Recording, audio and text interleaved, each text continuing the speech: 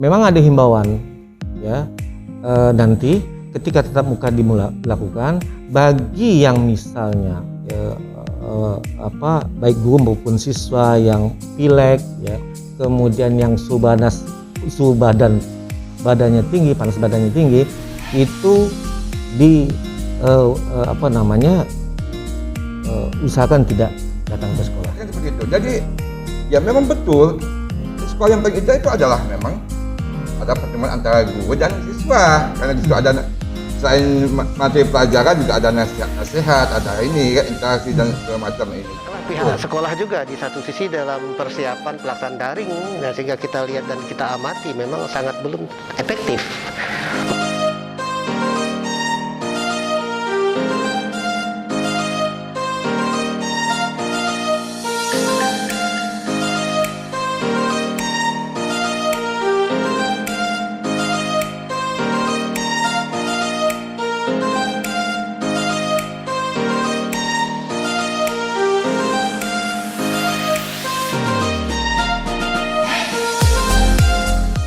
Apa kabar sahabat Insight dimanapun Anda berada? Senang sekali kita ketemu lagi dalam acara Insight Talk. Kali ini kita akan membahas tentang bagaimana kesiapan dari pelaksanaan pendidikan langsung yang akan dilaksanakan di Kalimantan Barat. Nah, telah hadir tiga narasumber kita. Yang pertama adalah Bapak Kusnadi, Kepala Bidang Pembinaan Dinas Pendidikan dan Kebudayaan Kalimantan Barat. Narasumber kedua kita adalah Bapak Tony Kurniadi, beliau adalah Wakil Ketua Komisi 5 DPRD Kalimantan Barat. Assalamualaikum. Dan narasumber ketiga adalah Profesor Samiun, Ketua PGRI Provinsi Kalimantan Barat. Assalamualaikum warahmatullahi wabarakatuh. Nah, seperti kita ketahui saat ini 4 kementerian sudah membuat sebuah keputusan bahwa akan segera dimulai pelaksanaan sekolah tatap muka langsung. Nah, untuk itu ada berbagai macam syarat yang kemudian juga harus dipenuhi, dan bagaimana juga kita melihat sejauh mana penanganan dari COVID ini dilakukan, dan bagaimana juga guru-guru yang hingga saat ini belum divaksin. Nah, permasalahan itu tentu akan menjadi sebuah tantangan besar bagi kita untuk kemudian bagaimana membuka sekolah tatap muka secara langsung. Nah, kita akan bertanya langsung kepada Pak Kusnadi sebagai Dinas Pendidikan. Pak, bagaimana Pak, sejauh mana sih tahapan-tahapan yang sudah dilakukan dalam persiapan sekolah tatap muka secara langsung ini, Pak? Baik, terima kasih. Terkait dengan persiapan yang telah dilakukan oleh Satuan Pendidikan, sebenarnya sudah sejak lama, Pak. Ya, sudah sejak beberapa bulan yang lalu ketika persiapan pelaksanaan tatap muka itu dimulai. Waktu itu ada beberapa zona kuning ya yang akan memulai pelaksanaan tatap muka ya. Namun tiba-tiba setelah sekian hari tiba-tiba ada indikasi muncul lagi siswa dan guru yang tertular ya positif COVID-19, sehingga atas kebijakan pemerintah provinsi pelaksanaan tatap muka ditunda kembali. Nah, terkait dengan persiapan Satuan Pendidikan sebenarnya dari sisi sarana dan prasarana sudah sangat siap ya. Kami sudah melakukan pertemuan dan evaluasi, hampir semua satuan pendidikan siap untuk melaksanakan tatap muka, baik dari sisi sarana dan prasarana yang mengacu pada protokol kesehatan maupun dari sisi mekanisme apa yang dilakukan nanti ketika tatap muka itu dilakukan, misalnya yang berkaitan dengan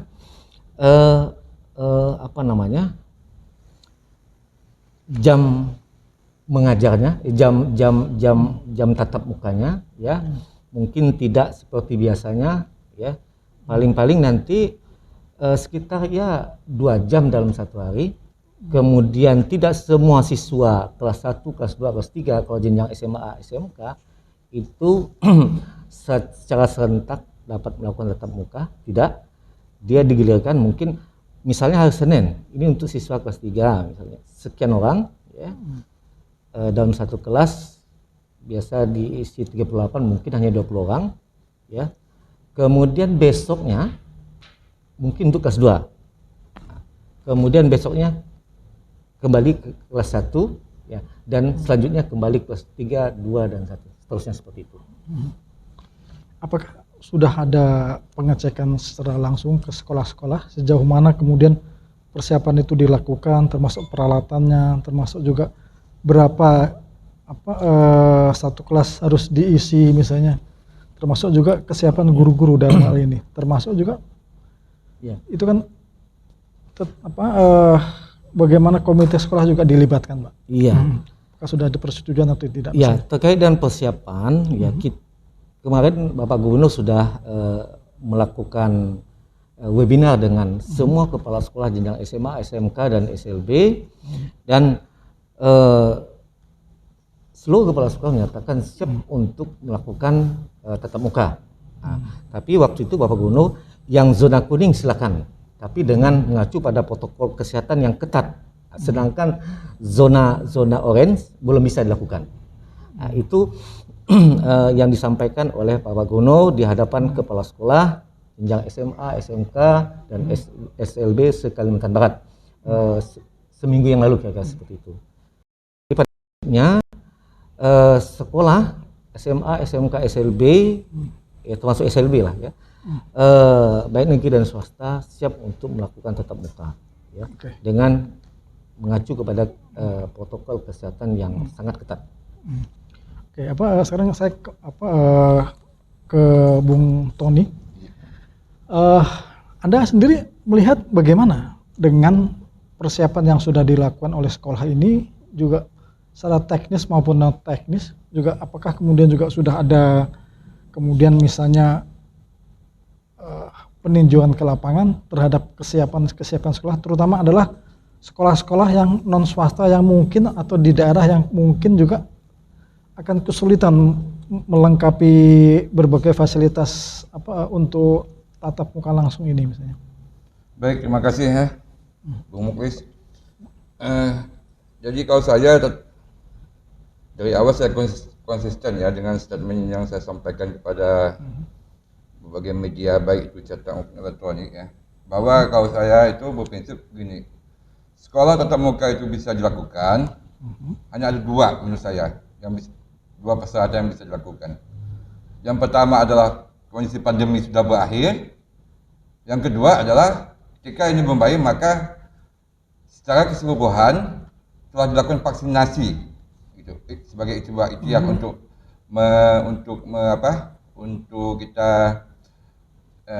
muncul herd immunity ya bagi masyarakat. Nah, menurut saya seperti itu gitu.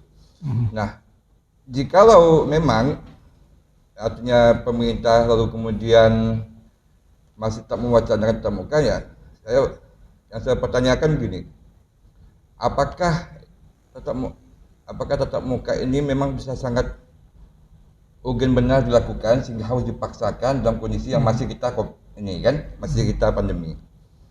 Nah, terlebih-lebih ya, persoalan zona itu menurut saya persoalan yang sangat fluktuatif, bahkan melebihi fluktuatifnya ini ya, bursa efek barangkali. Hari ini misalnya zona hijau ya, besok lusa bisa zona kuning, bisa oranye, bisa merah, dan seterusnya seperti itu, ya kan? Nah, lalu kemudian kita melihat nih kebijakan pemerintah ini juga sering ini nih, seringkali juga mengalami perubahan ya. Kita barangkali begini, barangkali kita bisa pahami ya, mengapa kebijakan ini berubah. Misalnya dulu kebijakan tatap muka hanya bisa dilakukan pada zona hijau, ya kan? Nah sekarang naik level zona kuning, jadi ya kan? Karena mungkin zona hijau nggak pernah terpenuhi ya zona kuning. Nah, barangkali kebijakan-kebijakan itu ya, barangkali pemerintahnya juga merasa tertekan atau merasa apa ya? Karena memang kita pun melihat seperti kita saja di komisi juga debatable ya pemandangan. Jadi kalau saya ini membicarakan ini bukan ada persoalan mewakili komisi secara keseluruhan, karena debatable juga ada memang teman-teman komisi yang juga memang mau cepat-cepat tatap muka, tapi ada juga yang seperti yang pemahaman saya gitu kan. Nah, tadi saya katakan mengapa pemerintah ini menjadi ini ya, mungkin masalah tertekan oleh karena memang fakta di lapangan Bung Kris bahwa memang banyak, meskipun belum pernah dilakukan survei secara ilmiah, tapi memang tuntutan orang tua juga banyak gitu yang segera-segera gitu. Pada artinya cepat-cepat mau ya, kapan nih kami anak-anak sekolah tatap muka, kapan nih macam, kapan ini, dan itu seringkali muncul baik itu di wacana di masyarakat yang maupun di media-media. Nah, barangkali seperti itu ya. Tapi menurut hemat saya hendaknya kita tentu lebih utamakan bagaimana keselamatan siswa kita nih, ini yang lebih utama menurut saya. Dan kita pemerintah yang mengaturnya kan, yang mengatur regulasinya gitu kan, ya kan.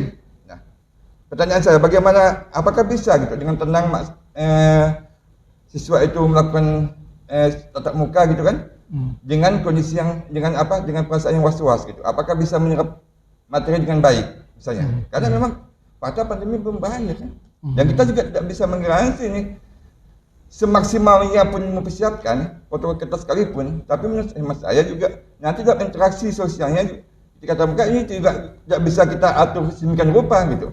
Jangankan anak-anak sekolah kan, pada kita yang dewasa ini pun seringkali abai terhadap protokol kesehatan, seringkali itu seperti itu kan. Apatah lagi anak-anak. Namun hemat kami, kalaupun misalnya tadi dikatakan bahwa sudah protokol kesehatan ketat dan segala macam, ya, parameternya juga masih menjadi pertanyaan sejauh mana ketatnya itu gitu. Jadi sejauh mana nanti dan apakah memang ini memang sudah sangat apa gitu ya, sudah sangat memang ini sudah sangat urgen yang memang sudah sangat mendesak gitu. Jadi, sehingga regulasi ini dibuka kembali dengan tadi menaikkan ini levelnya, dinaikkan lagi tuh. Kalau dulu zona hijau sekarang sudah zona kuning. Nanti kemungkinan pada bulan-bulan mendatang zona oranye juga bisa terjadi. Mungkin seperti itu kan. Nah, padahal Bung Mulis, kita barangkali masih segar ingatan kita ya kan. Mudah-mudahan kita tidak mudah lupa. Pada awal-awal pandemi Maret kemarin pada tahun lalu, ketika terjadi 1-2 kasus, wah pemerintah sudah segera menutup sekolah, menutup ini untuk mengantisipasi, ya kan? Nah ini sekarang kita nih masih menghadapi hari-harinya masih berpuluh-puluh kasus, bukan 1-2 kasus. Kok kita tiba-tiba tatap muka dan segala macam. Sementara kita yang dewasa ini juga yang kantoran pun sekarang masih banyak melakukan work from home dan segala macam. Nah gitu. Nah barangkali ini yang hemat kami ya, jadi perlu kaji secara matang karena hemat kami memang bahwa keselamatan jiwa, keselamatan dan ketenangan anak muda kita ini ya mesti kita jaga betul-betul ya. Kita anggap seperti ini adalah anak-anak kandung kita sendiri misalnya ya, seperti itu. Maka jika ini masih belum melakukan fakta bahwa kita masih menghadapi pandemi seperti ini, maka tatap muka ini barangkali ya perlu betul-betul kajian yang matang. Nah kalau saya tanya soal saya sendiri, bagaimana sikap saya itu? Saya katakan tatap muka bisa dilakukan hanya 2 persyaratan tadi yang saya sampaikan. Pertama, pandemi sudah berakhir. Kedua, masyarakat Indonesia sudah divaksinasi secara keseluruhan untuk memunculkan herd immunity itu. Ini memang menjadi tantangan bagi pemerintah maupun satuan pendidikan. Ketika daring dilakukan, memang ini banyak sekali hambatan, ya. Walaupun banyak juga sisi positifnya, ya, pelaksanaan pembelajaran secara daring, ya, sehingga kita yang selama ini buta teknologi dengan pembelajaran daring dilakukan di satuan pendidikan, maka ilmu teknologinya semakin baik, ya. Namun di sisi lain, ya, ketika daring kita tidak memulai ya, merencanakan tatap muka, ini juga menjadi dilema karena kita ketahui Bapak Ibu sekalian, anak-anak kita tidak sekolah tapi mereka kemana-mana. Nah ketika kemana-mana ini yang menjadi problem juga bagi pemerintah, ya, sulit untuk keluarga, sulit untuk mengawasinya, dan apalagi sekolah. Nah, ini juga menjadi bahan pertimbangan, ya. pelaksanaan tatap muka itu, Pak, ya. Jadi pemerintah karena ini juga atas izin dari pemerintah pusat, misalnya kan ketika zona kuning kita sudah bisa melaksanakan tatap muka, namun mengacu secara ketat terhadap protokol kesehatan. Dan saya katakan tadi, misalnya hari Senin misalnya pembelajaran dimulai misalnya, itu barangkali hanya sekitar 2 jam, ya 2 jam. Itu dalam satu kelas biasa diisi 40, 38 misalnya, cuman diisi sekitar ya 15 sampai 20 orang. Nah, kemudian besoknya itu kelas lain lagi dengan jumlah yang sama seperti itu. Nah, ini harus kita mulai, Pak. Ya, kalau tidak, Pak, memang ada beban tersendiri baik bagi orang tua maupun bagi satuan pendidikan dan juga bagi pemerintah. Ya. Saya kira seperti itu, Pak. Ya, baik, Pak. Masih. Nah, saya akan pindah ke Profesor Samion. Tadi ada keyakinan bahwa mau tidak mau sekolah tatap muka harus berlangsung gitu, Pak. Karena setelah 9 bulan itu kemudian ada pelaksanaan daring, mengajar dengan daring dianggap kurang efektif. Selain itu juga aktivitas anak-anak ternyata juga tidak terkontrol, malah mungkin kemana-mana mungkin, Pak. Nah, tapi di satu sisi juga ada kekhawatiran dari Bung Tony tadi bahwa ketika pandemi belum berakhir, juga ketika vaksinasi belum dilaksanakan, itu akan berbahaya bagi anak-anak siswa sendiri gitu, Pak. Nah, ini bagaimana jalan tengahnya untuk kemudian melaksanakan amanat dari pemerintah untuk pelaksanaan sekolah tatap muka langsung kemudian kembali dilakukan, tapi di satu sisi juga bagaimana keselamatan anak-anak didik ini juga tetap berlangsung dengan baik. Ya, baik, terima kasih. Assalamualaikum warahmatullahi wabarakatuh.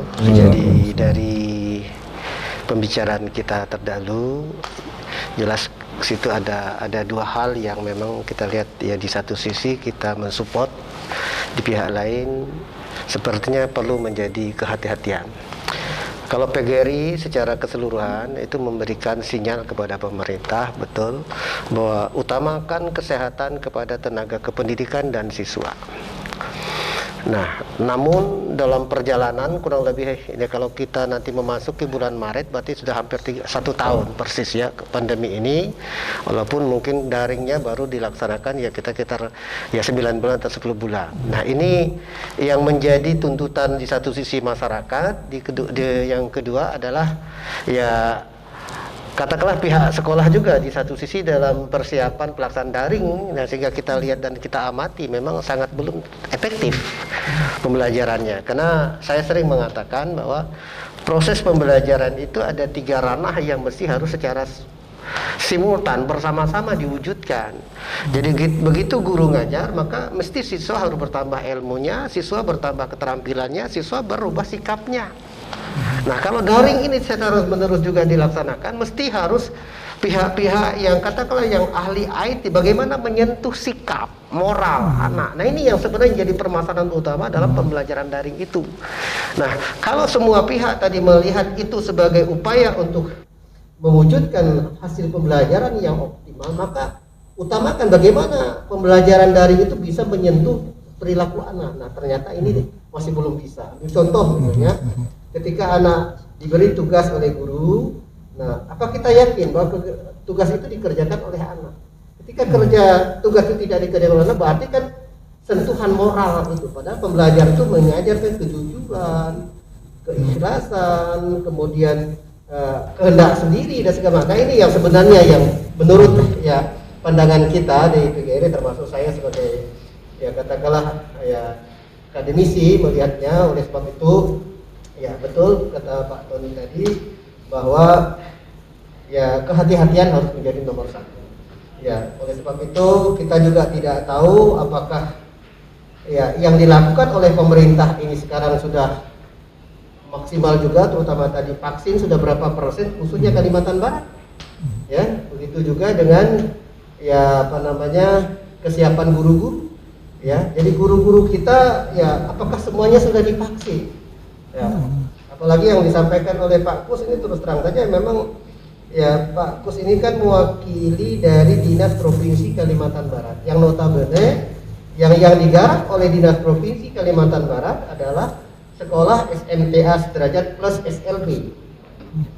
Jadi tidak menyentuh sekolah tingkat sekolah dasar dan tidak menyentuh sekolah tingkat pertama yang jumlah jauh lebih besar lagi. Nah, hal inilah ya yang walaupun Pak Gubernur sudah melaksanakan ya virtual beberapa hari yang lalu, bahkan ya dianjurkan, bahkan kalau tidak salah mulai tanggal 22 ini diberikan kesempatan kepada seluruh sekolah yang berzona oranye, kuning ya, berzona kuning. Walaupun saya katakan, kalau saya Pak Tony, Pak Gus, ya sebenarnya zona itu kalau pemerintah mau sedikit bergerak, bekerja, berbuat, ya zona itu jangan diberlakukan secara generalisasi setiap kabupaten kota. Misal contoh, ya kalau kota Pontianak oke, karena apa namanya radiusnya tidak terlalu jauh, sehingga kalau kota Pontianak nih zonanya oranye, kemungkinan kecamatan yang lain juga oranye. Tapi kalau seperti daerah-daerah yang punya kecamatan yang seperti Putus Tibau, Kapuas Hulu itu ada 23 kecamatan. Apakah dengan zona yang ditetapkan oleh pemerintah itu semua itu masuk dalam zona itu? Nah itu sebenarnya. Nah saya yakin pasti ada zona yang hijau, yang memang full mereka bisa melaksanakan proses pembelajaran, tentu juga lagi-lagi protokol kesehatan. Karena kita sadar bahwa apa yang kita rasakan di kita Kalimantan Barat dengan kondisi geografis yang luar biasa luas kayak ini ya saya kira ini tentu kontrolnya ya hanya kita berharap dari pihak sekolah. Jadi tuntutan-tuntutan tadi daring itu di satu sisi adalah kondisi, tapi di pihak lain masyarakat, termasuk mungkin guru juga, masalah infrastruktur berkaitan dengan telekomunikasi misalnya. Belum semua daerah kita ya terjangkau oleh sinyal. Ya kan, mau tidak mau ya selama ini walaupun daring, tapi ada beberapa sekolah yang tetap menjalankan yang namanya luring, ya bahkan dari rumah ke rumah mereka. Ini luar biasa, kita salut. Jadi kembali lagi bahwa apa yang akan dilakukan ini ya tidak bisa tidak, memang keterbatasan juga pemerintah juga dalam menganalisis tadi itu.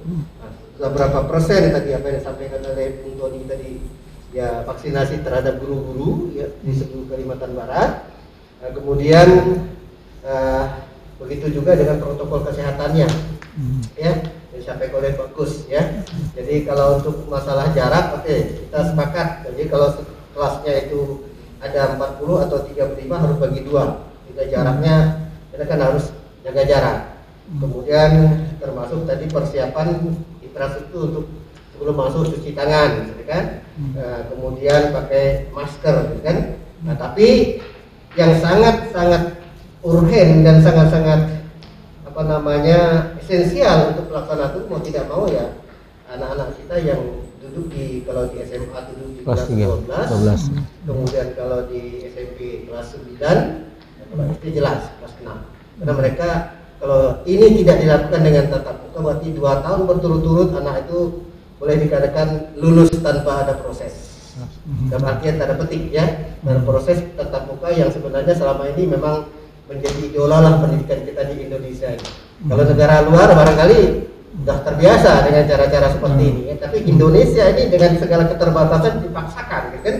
Memang ada hikmahnya guru bisa memiliki kemampuan dan segala macam, tapi dari segi hasil belajar, nah ini memang menurut saya masih jauh. Oleh sebab itu kebijakan ini kalau memang tetap dilaksanakan maka perlu ada upaya secara sungguh-sungguh agar ya jangan sampai ada ya apa namanya terpapar kembali, itu malah lebih parah lagi. Nah ini tentu kita berharap dari pihak pemerintah daerah, kabupaten kota, kemudian instruksi kepada dinas pendidikan termasuk ya guru-guru yang ada di sekolah. Yang masalah apa yang dimaksud upaya sungguh-sungguh tadi kira-kira bisa lebih diperjelas Pak ya? Ya. Apakah pemerintah saat ini juga belum merupakan suatu upaya sungguh-sungguh? Pemetaan tadi ya maksud saya. Pemetaan itu, masalah zona itu harus jelas. Nah ini harus betul-betul diberi informasi secara jelas bahwa zona itu misalnya tadi zona kuning atau oranye terhadap satu daerah ya, apakah semua zona itu ya oranye kecamatannya maksud saya kan. Nah itu ya harus termasuk tadi sungguh-sungguh untuk melihat berapa persen yang sudah divaksinasi.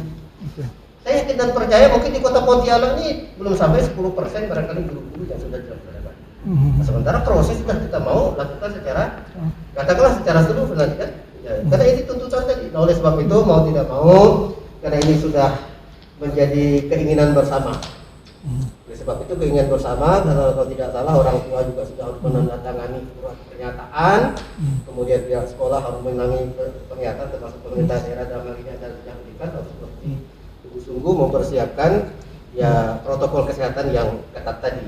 Kalau tidak ya itu menurut saya itu akan menjadi ya bumerang kita kembali, justru malah lebih luar biasa sebenarnya. Karena memang ya sekolah itu adalah tempat berkumpulnya luar biasa dari segala macam latar belakang, termasuk ya jarak segala macam kan, akhirnya membuat prosesnya tidak akan bisa berhasil sebagaimana yang kita harapkan. Tapi lagi-lagi ya dalam kondisi seperti ini semuanya harus menahan diri. Masyarakat juga tidak bisa memaksa kalau seandainya kondisinya sangat ya tidak memungkinkan. Jadi biarkan anak, katakanlah dari sisi tujuan pembelajaran tidak bisa terwujud di pihak lain, tapi kesehatan jauh nomor satu. Saya kira ini yang harus menjadi ya apa namanya poin yang paling kita kita sepakati. Baik Pak, saya kembali ke Bung Tommy. Kekhawatiran Anda tadi bahwa sebelum vaksinasi maupun sebelum pandemi ini berakhir tidak bisa tatap muka dilaksanakan gitu kan. Nah sekarang sudah ada suatu kondisi yang kemudian disepakati oleh pemerintah dan secara bersama kemudian akan dilaksanakan tatap muka gitu. Nah dari sisi bagaimana sih politik anggaran yang kemudian harus dilakukan supaya kemudian ini juga mungkin bisa berjalan dengan aman, tapi juga kemudian tidak menimbulkan dampak yang sangat besar dan pendidikan bisa berlangsung dengan baik, atau mungkin juga ada tetap Iya. Baik Bung Mus ya. Jadi sepertinya Bung Mus ini mau mengarahkan saya untuk setuju tatap muka ya kalau dari pertanyaan itu ya. Bukan. Jadi begini, maksudnya gini. Politik anggaran yang artinya itu kan kalau saya berarti kan itu membicarakan udah berarti arahnya ke sana kan. Sementara saya tadi Bung Mulis, nah sebenarnya begini, saya beri ilustrasi nih. Dalam sebuah negara yang berperang ya, itu kan kondisinya ada beberapa militer ya, tapi masyarakat sipil itu adalah memang juga dijaga keamanan, maka kita tahu kalau karena di situ ada satu sekolah pun selain materi pelajaran juga ada nasihat, ada ini edukasi dan segala macam ini. Bukan kondisi yang biasa. Kita justru menghadapi musuh nih yang tidak tampak, yang 3 juta nanong itu yang tidak bisa kita ini, ya kan? Yang kita juga masih berjibaku nih, ya kan? Berjibaku untuk menghadapinya bagaimana macam. Nah, saya katakan seperti itu. Jadi, ya memang betul sekolah yang paling indah itu adalah memang ada pertemuan antara guru dan siswa, karena di situ ada selain materi pelajaran juga ada nasihat, ada ini kan, interaksi dan segala macam ini. Betul. Pada kondisi biasa, iya. Ini kan kita berbicara pada kondisi kita yang masih pandemi nih, faktanya gitu. Pertanyaan saya muncul begini, jika ini dipaksakan oleh pemerintah dengan syarat seperketat sekalipun, ketika terjadi pada perjalanan terjadi ya, tentu kita ingin tidak ya, ini hanya permisalan, ada dua siswa terpapar dari karena persoalan tatap muka. Pertanyaan muncul, siapa yang bertanggung jawab? Mau pemerintah bertanggung jawab? Misalnya ini satuan ini yang mengajukan bertanggung jawab melepaskan jabatannya dan segala macam, mau seperti itu? Saya yakin tidak ada satupun yang mau. Pasti akan diserahkan kepada masing-masing tanggung jawabnya. Pasti seperti itu, ya kan? Nah ini yang menurut saya, ya kan? Meskipun tadi saya katakan, iya betul. Animo masyarakat memang menginginkan. Di mana-mana kapan kita mulai? Tapi faktanya kita ini masih seperti ini. Nah, tentu pemerintah lah yang menjaga rakyat nih, ya kan? Tentu pemerintah yang berikhtiar dengan izin Allah Taala agar masyarakat ini aman, agar masyarakat ini ya, terutama pada peserta didik kan. Nah, lebih-lebih pada hari ini vaksinasi yang ada ini vaksinasi pada usia 18 sampai 59 tahun. 18 sampai 6. Artinya vaksinasi untuk usia didik nih, ya Pak Samion, SD SMP belum. Vaksinasi yang kita sekarang nih, Sinovac nih, ini untuk usia 18 sampai 59. Terakhir memang ada usia lansia sudah dibolehkan, terakhir ada memang perkembangannya. Tapi belum ada pengembangan yang vaksinasi untuk anak-anak 18 tahun ke bawah, belum. Hari ini kalau Pak Asman bertanya Pak, berapa yang vaksinasi? Jangankan untuk umum Pak, nakes saja itu tidak masih secara keseluruhan. Nakes saja belum secara keseluruhan. Lebih-lebih untuk masyarakat umum. Nah gitu. Nah artinya menurut hemat saya, iya. Kalau memang seperti itu, baiklah kalau memang ini ya memang masih dipaksakan. Hanya tadi pertanyaan saya, ketika ini siapa yang bertanggung jawab? Walaupun ya, ada ya pastinya Pak Kusnadi ya, memang dalam tatap muka itu ada itu regulasi yang juga meminta bahwa ada Pak sebenarnya surat izin orang tua, ada tuh.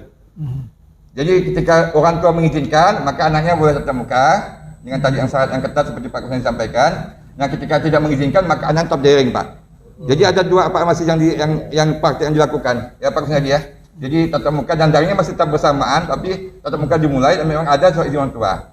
Nah kalau saya ini kan bicara sebagai perspektif umum ya, tadi saya katakan tadi tuh, dan saya sangat berkata kalau untuk bagaimana, memang apa yang sama Pak sama idealnya seperti ini, siswa bertambah pengetahuan, siswa bertambah baik akhlaknya, ya kan, dan untuk menjadi generasi penerus masa mendatang untuk menjadi pemimpin yang berakhlak mulia, seperti itu ya memang.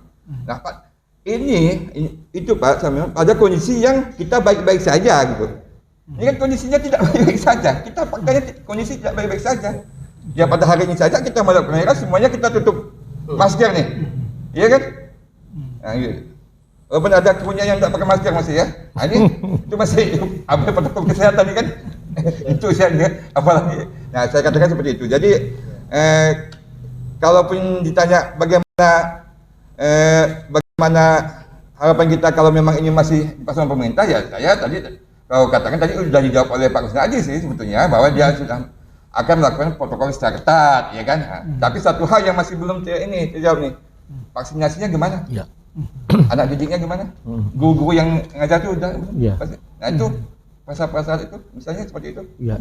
Pak Mugis. Oke, Gimana Pak Kusnadi tadi? Ya. Di satu sisi bahwa protokol kesehatan harus dilakukan, terus juga ada jaga jarak segala macam. Termasuk juga salah satu pertanyaan dari Bung Tony itu tadi adalah kalau kemudian ini ada satu kasus, siapa yang kemudian harus bertanggung jawab? Walaupun misalnya ada syarat-syarat yang dipersyaratkan ketika sekolah itu membuka, ada satu ruangan yang kemudian bisa menjadi tempat untuk isolasi atau evakuasi dan segala macam itu misalnya. Bagaimana Pak itu? Iya, baik. Terkait dengan ya kita sudah menyampaikan ya jumlah tenaga pendidik dan kependidikan yang ada di satuan pendidikan jenjang SMA, SMK dan SLB ya termasuk siswanya ke Dinas Kesehatan Provinsi. Nah, ini mungkin saat ini Dinas Kesehatan Provinsi lagi mengatur jadwal untuk melakukan vaksinasi ya. Memang guru misalnya sebagian besar memang belum Pak. Belum ya, kita akui belum ya, tapi mudah-mudahan dalam waktu dekat ini. Terkait dengan tatap muka yang akan dimulai ya, mungkin secara serentak kali ini soalnya kota sudah juga akan mulai tanggal 22 ini ya. Memang kemarin ketika ada pertemuan Dinas Pendidikan Provinsi dengan Dinas Pendidikan Kabupaten Kota Pak ya, tentang kita ingin mengetahui kesiapan daripada kabupaten kota khusus di jenjang SD, SMP maupun TK kan. Pada prinsipnya mereka juga menyatakan kesiapannya ya. Namun lagi-lagi terkait dengan protokol kesehatan tetap menjadi utama untuk kita lakukan. Nah, memang ada himbauan ya nanti ketika tatap muka dilakukan bagi yang misalnya baik guru maupun siswa yang pilek ya, kemudian yang badannya tinggi, panas badannya tinggi, itu usahakan tidak datang ke sekolah. Nah, itu salah satu upaya Pak ya. Kemudian di sisi lain, ini juga tadi saya katakan menjadi tantangan sekolah ya.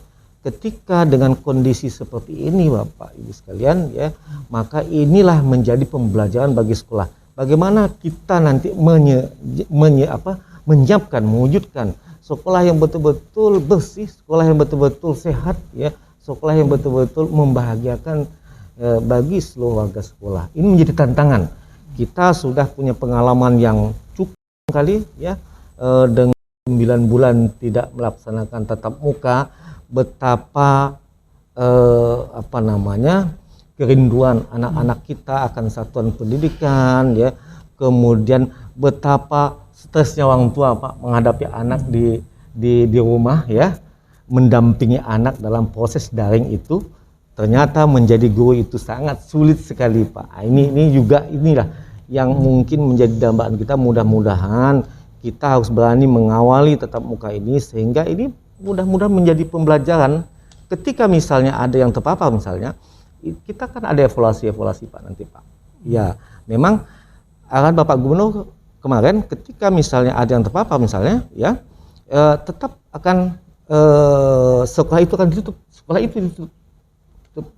ya, untuk tidak melakukan tatap muka kembali. Tapi sekolah lain yang tidak terpapar tetap berjalan. Yang bertanggung jawab siapa? Yang bertanggung jawab tetap kita. Yang bertanggung jawab. Bertanggung jawab tetap kita bersama. Ya, tetap penanganannya sesuai dengan protokol kesehatan, Pak. Ya, tetap bersama antara pemerintah, masyarakat dan orang tua siswa tetap menjadi tanggung jawab bersama, ya, karena pendidikan kan tanggung jawab kita bersama, Pak. Nah, saya kira gitu, Pak. Katakanlah kalau misalnya dibikin range waktunya dari semua jumlah tenaga pendidik di Kalbar ini, kemudian dengan durasi kita melakukan vaksinasi itu sampai berapa lama kira-kira? Terus kemudian kalau memang Bapak menganggap itu sebagai sebuah kesiapan, dilihat dari vaksinasi itu sejauh mana itu kemudian bisa dilakukan, yang yakin sih kemudian bisa.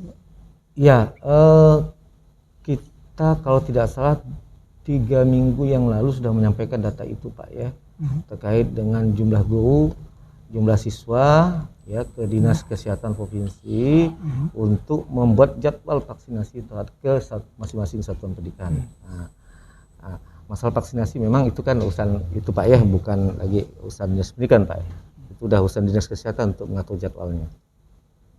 Pertanyaannya, berapa lama kemudian waktu yang dibutuhkan sehingga semua guru maupun murid itu kemudian bisa mendapatkan kesempatan untuk vaksinasi sehingga dianggap aman untuk melakukan sekolah, Pak? Iya, kita kan ada Satgas Provinsi dan Satgas Kabupaten Kota, Pak, ya. Ketika memang sudah sesuai dengan jadwalnya, semua Satgas baik Provinsi maupun Kabupaten Kota akan bergerak, ya, bersama-sama Dinas Kesehatan dan Puskesmas, ya. Mungkin waktunya sama, Pak Bang Ali, Pak. Saya yakin, Pak, ya, karena ini kan tergantung daripada kesiapan mereka. Pak Maurice. Ya, Jadi begini ya, kita jangan menggunakan bahasa yang ini ya, yang hanya sekedar bahasa kamuflase lah menurut saya. Kita bicara data saja gitu. Hari ini nakes saja belum seluruhnya divaksin. Belum menyentuh masyarakat umum kita nih, belum ada.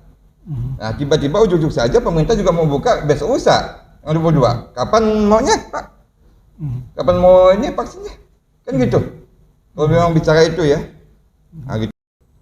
Nah, oleh karena itu menurut hemat kami ya tentu berbagai masukan dari berbagai pihak, saya kira pun banyak juga dari berbagai pemerhati pendidikan juga yang paling getol ini memberi masukan kan dari ini ya, dari komunitas LSM yang bergerak di kesehatan ya, kesehatan terutama perlindungan ibu, terutama perlindungan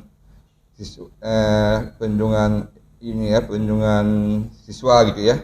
Nah, ini artinya hampir sebagian besar menurut hemat kami ya memang memberi warning jangan untuk terburu-buru melakukan itu ya, ketika kalau memang Pak sebenarnya belum betul-betul kita merasa safe gitu, Nah, itulah safe-nya kita itu kan ya tentu tadi saya katakan tidak ada yang lain karena antara yang namanya pegangan masyarakat dan antar satu daerah ke daerah lainnya tidak bisa kita halangi. Artinya sama ini pandemi globalnya Pak Semen masih belum ini. Lalu kemudian alternatif kita dan Pak Maurice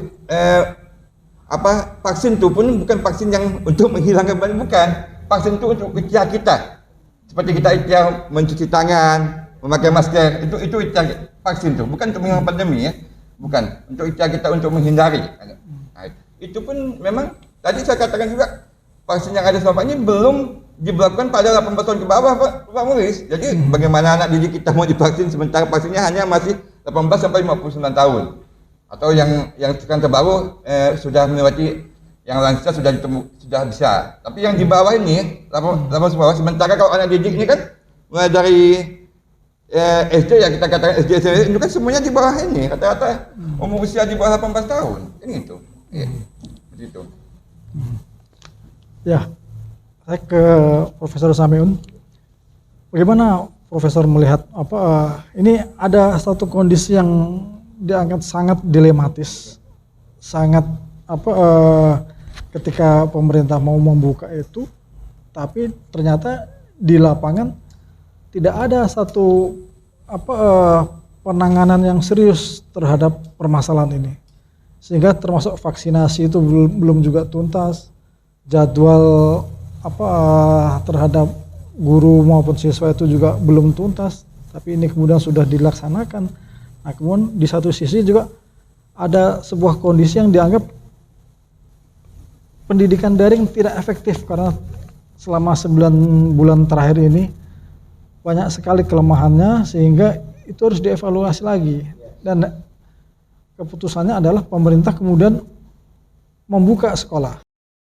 Dengan kondisi yang sangat dilematis itu, bagaimana kemudian ini harus disikapi? Oh ya, baik. Jadi pertama, jadi katakanlah versi pemerintah apa yang disampaikan Pak Agus ya, berkomitmen untuk membuka dari tanda petik ya. Jadi justru di sekolahnya sendiri, kalau memang memungkinkan daring juga ada, kecuali mereka yang tidak memiliki kondisi prima, katakanlah kesehatan yang terganggu tadi. Nah, di pihak lain, ya katakanlah seperti yang disampaikan Pak Tony, ya, bahwa ya seharusnya syarat utama untuk melaksanakan daring itu tadi adalah kalau kita sudah terbebas dari tatap muka. Ya, tatap muka. Ya, apabila sudah terbebas dari pandemi. Saya kira ini kan semua kita tidak bisa meramalkan kapan ini bebas permasalahannya. Hanya saja tadi ikhtiar yang dilakukan itu dengan vaksin. Bahkan vaksinnya sendiri kalau kita amati dan kita ketahui dari media sosial ya, dan YouTube dan segala macam, ternyata juga tidak cukup sekali. Dua kali. Itu ikhtiar juga kan. Nah, tapi lagi-lagi semua yang dilakukan semua adalah upaya untuk agar supaya semuanya pulih. Tapi lagi-lagi semua itu semua kita berusaha. Yang di satu sisi pemerintah berupaya semaksimal mungkin, di pihak lain ya harus kehati-hatian tadi.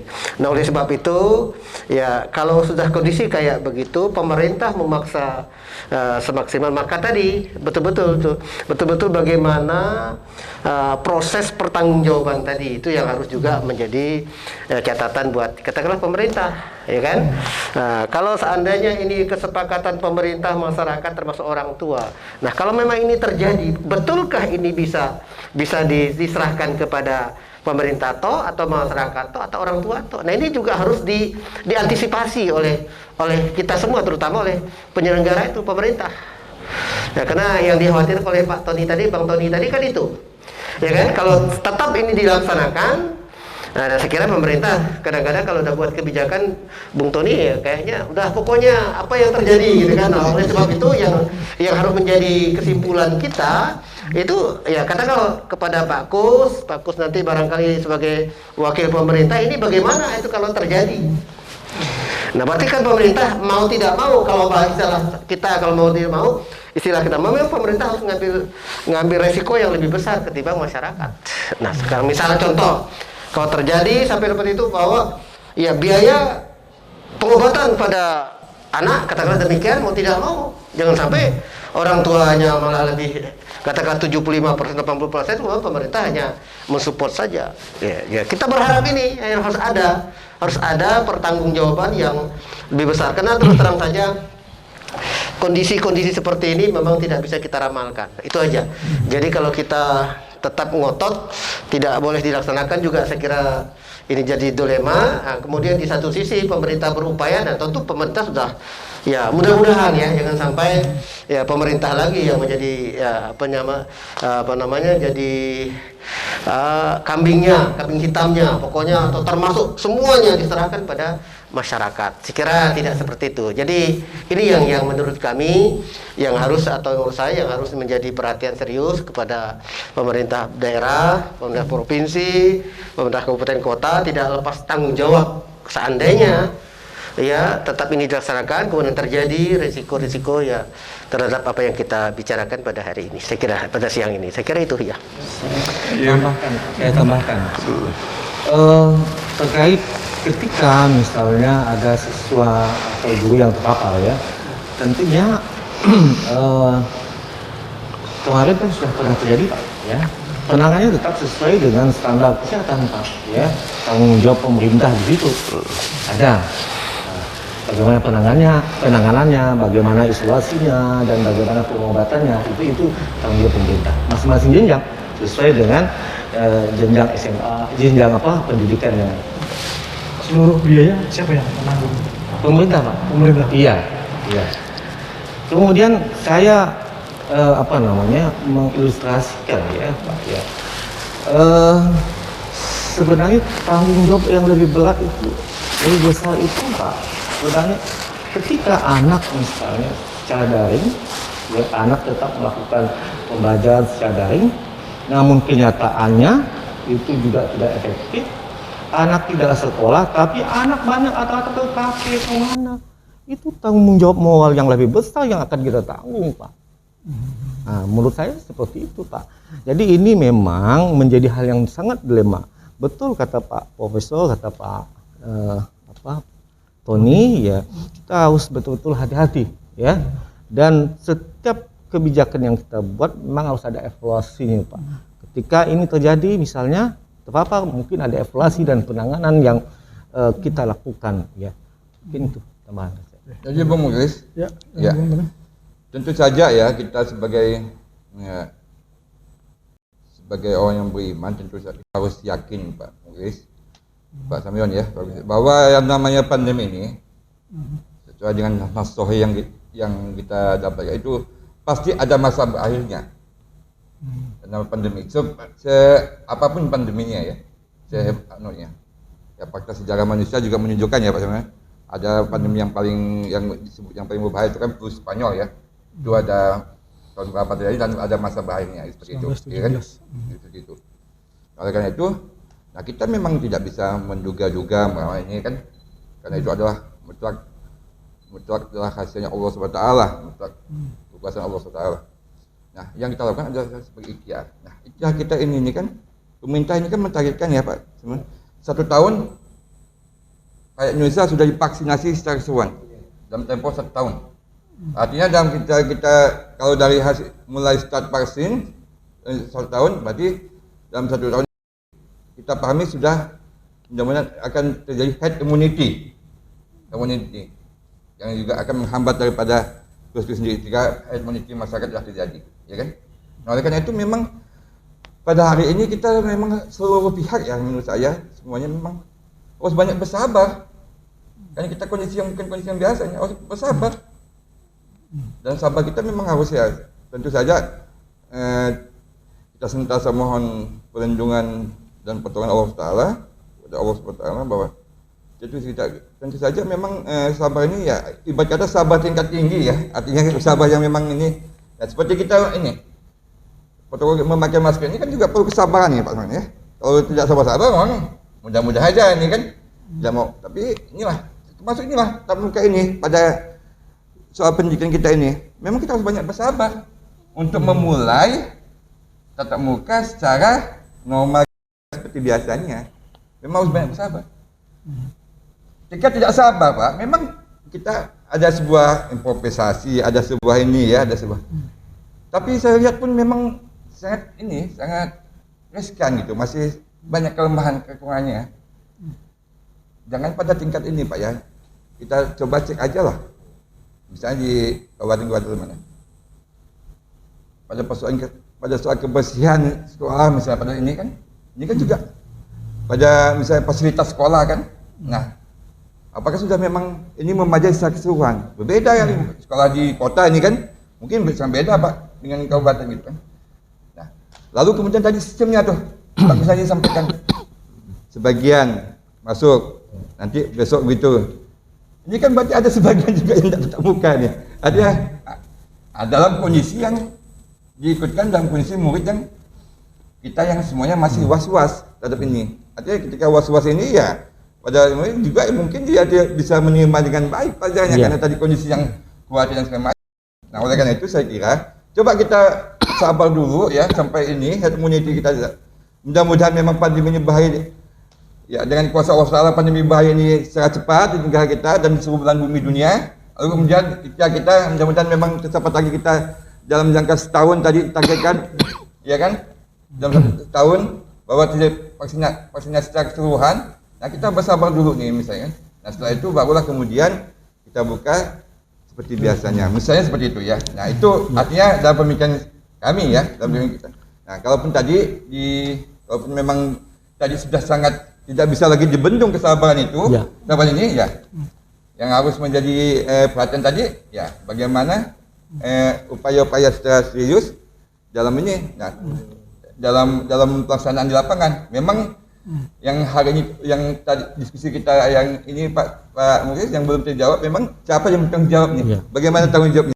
Tidak terjawab. Gitu. Nah, yang kalau saya perhatikan Pak, kalau dari ini yang pernah kita dapatkan itu Pak, kalau sudah nanti itu orang tua diminta tanda tangan persetujuan. Nah, ketika persetujuan orang tua itu sudah ini sebenarnya sudah tanggung jawab orang tua untuk di situ jadi ini ya, Pak Mulis.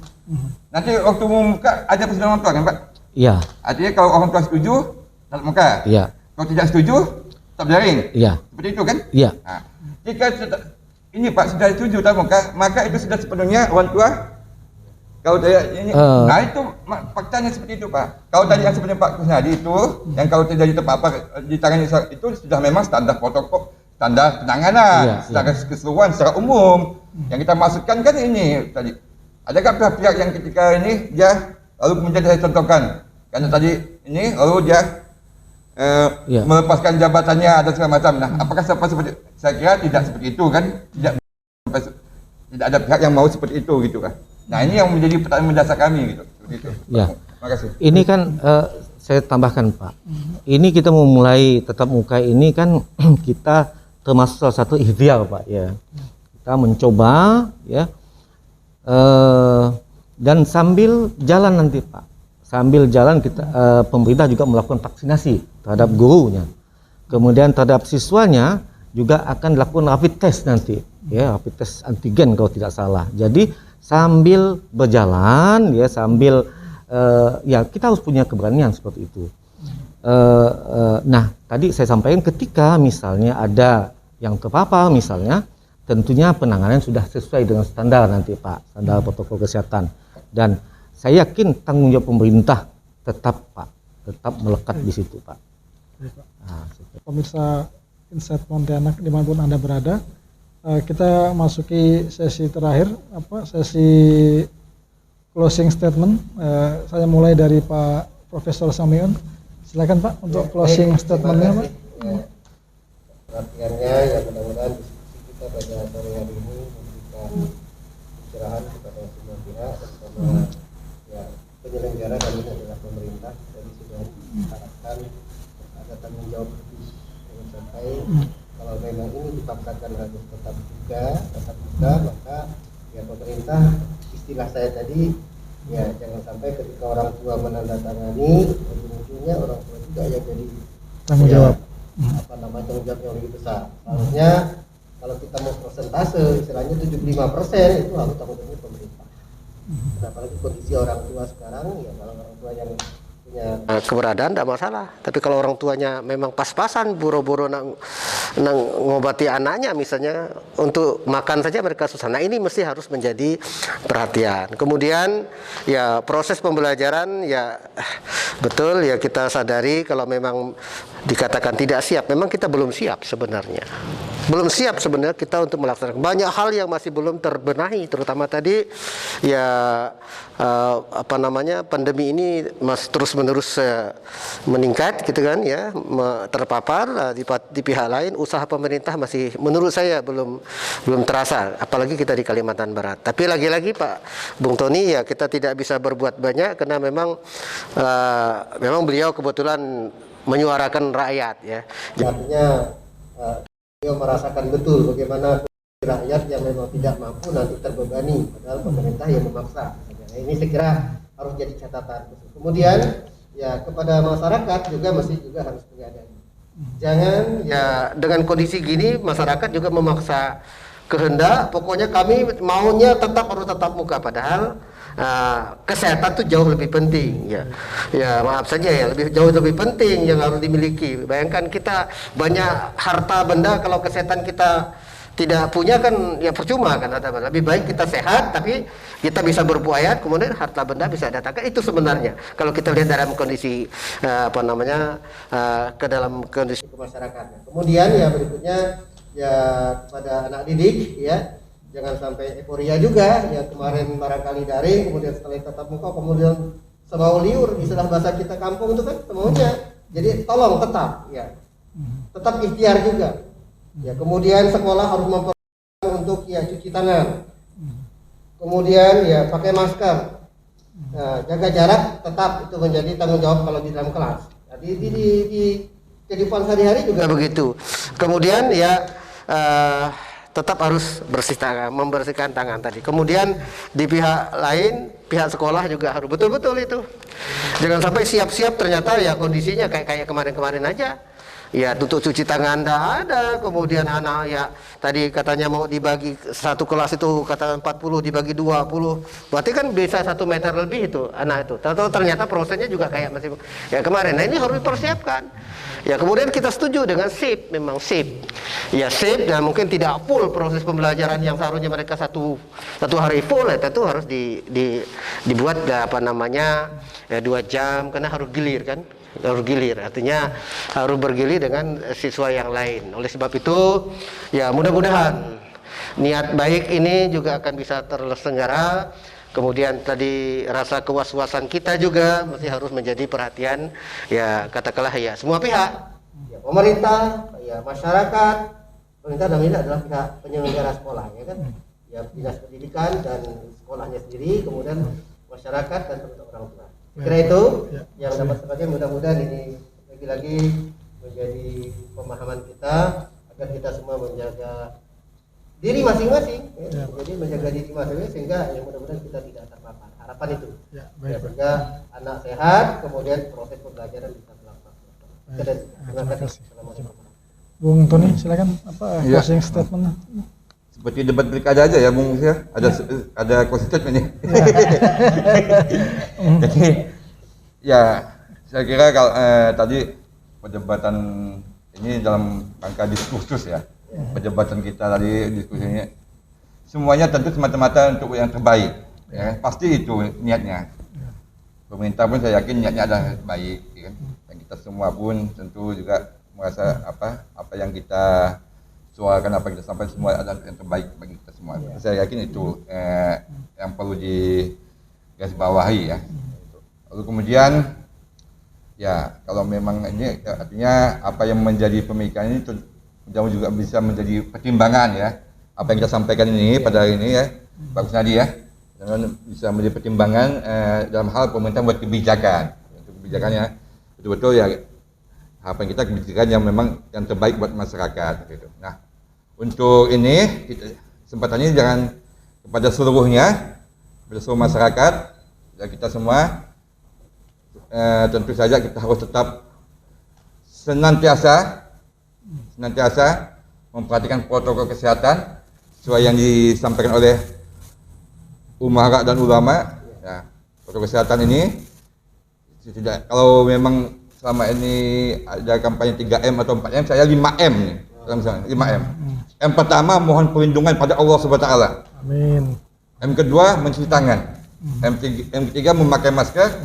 M keempat menjaga jarak dan M kelima menghindari kerumunan. Nah, di antara semua M5 ini, M yang paling utama dan paling pertama dan yang terpenting adalah M yang pertama, memohon perlindungan pada Allah SWT. Ya, terima kasih. Silakan Pak Kusnadi. Iya. Pertama yang ingin saya sampaikan bahwa pendidikan adalah tanggung jawab bersama, Pak. Tanggung jawab kita bersama, baik itu pemerintah, masyarakat maupun orang tua maupun satuan pendidikan.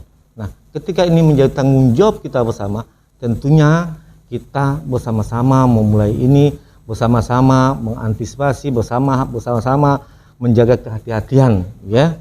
Karena saya yakin dan percaya dengan niat kita yang ikhlas, ya, ini bisa kita lakukan sebaik mungkin dengan mengacu pada ketentuan yang telah ditetapkan, yaitu protokol kesehatan dan ketentuan-ketentuan lainnya. Itu satu.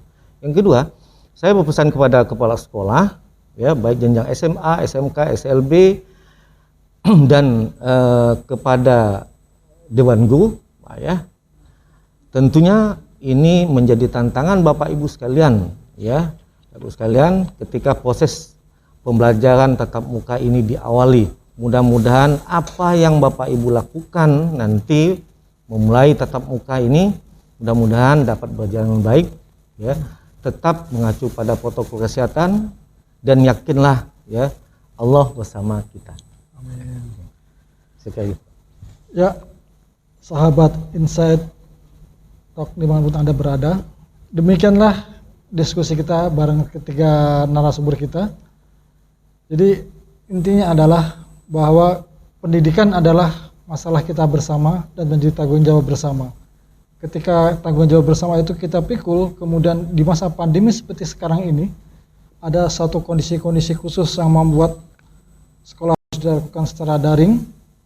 Dan kemudian setelah dievaluasi selama 9 bulan terakhir ini, ternyata juga ada sesuatu yang dianggap kurang berhasil, maka kemudian pemerintah membuat satu kebijakan baru bagaimana kemudian sekolah dibuka. Nah, problemnya ternyata di tingkat pemerintah pun penanganan dianggap belum selesai sepenuhnya. Vaksinasi dianggap belum juga berhasil sepenuhnya. Dan kemudian juga bagaimana satuan-satuan pendidikan, guru, murid, segala macam itu juga kemudian belum sepenuhnya memiliki